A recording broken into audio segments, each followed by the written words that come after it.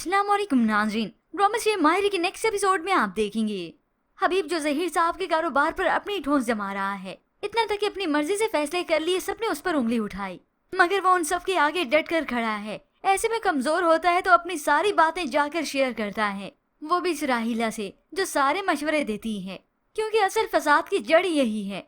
हबीब ने उसे बताया कि सब घर वालों ने मुझे अलग कर दिया है और मैं एक तरफ खड़ा हूँ। अब ये सब कुछ तो राहिला ने सुन लिया। अब उसे मालूम है कि किस तरह से अपने शोहर का ब्रेन वॉश करना है, उसे अपने इशारों पर चलाना है जिसमें इस राहिला का ही अपना फायदा हो।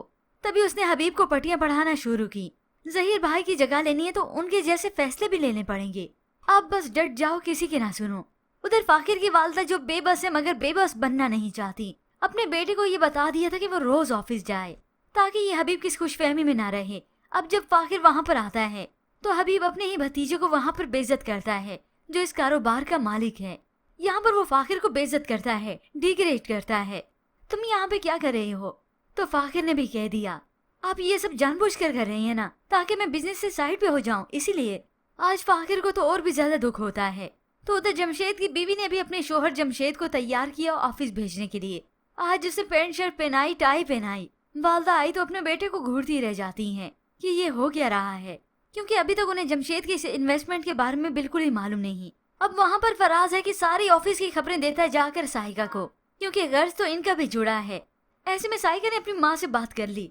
हबीब की हरकतें बढ़ती जा रही हैं, क्योंकि अब हबीब अपनी सारी हदें पार कर रहा है। पहले तो वो डरता था कब्जा करने पर, कुछ हिचकिचाता था, मगर अपनी बीवी राहिला के कहने में आकर वो सरजोर हो गया। और तो और आज तो सबसे उसने साफ साफ कह दिया, मैं ये जिम्मेदारी अपने हिसाब से उठाऊंगा, सारी जिम्मेदारी मैं चलाऊंगा, किसी को कुछ बोलने का हक नहीं। आज तो इस हबीब ने ऐसा सुनाया कि बस फिर, यानी अब वो कह चुका है कि ये कारोबार मेरा है और इस पर मेरा ही हक है, और इस सब में फायदा होगा तो सिर्फ और सिर्फ राहिला और आलिया का ही। मगर ऐसे में इन हालात के साथ एनी के लिए और भी मुश्किलात बढ़ चुकी हैं। वो अपने वालिद की वजह से कभी तंज़-अमेज़ बातें सहती है तो कभी खुद पर बर्दाश्त करती है, मगर आखिर कब तक? और उसके वालिद की हरकतों की वजह से ही फाकिर और एनी के बीच में और भी फासले बढ़ चुके हैं। पर होप सो व्यूअर्स, ऐसे में यही सब फाकिर के लिए बहुत अच्छा साबित होगा।